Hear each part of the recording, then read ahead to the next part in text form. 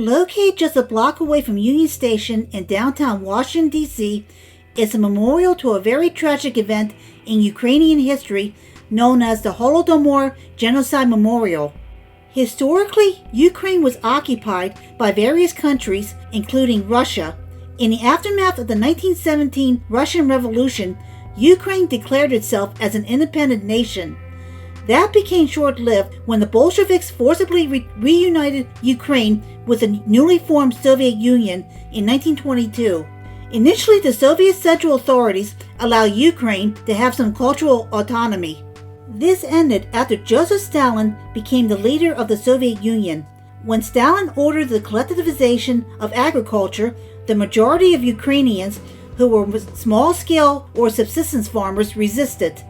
In 1932, the Communist Party retaliated by setting impossibly high quotas for the amount of grain that Ukrainian villages were required to contribute to the Soviet state.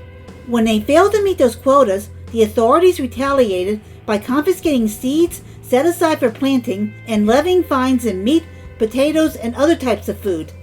A new law was passed where the theft of even a few stalks of grain was punishable by death. These policies resulted in a famine known as the Holodomor, where from 1932 to 1933, somewhere between 4 to 10 million people literally starved to death. The Soviets tried to hide the existence of this man-made famine from the outside world, but some Western journalists managed to take pictures and write articles about what was happening in Ukraine. The Holodomor ended when the forced collectivization of all farmland was complete and the farmers officially became workers for the Soviet state. One side of the Holodomor Genocide Memorial in D.C. has a nice decorative design. The other side consists mostly of stalks of wheat, which is used as a symbol of the grain that was confiscated by the Soviet government during the Holodomor famine.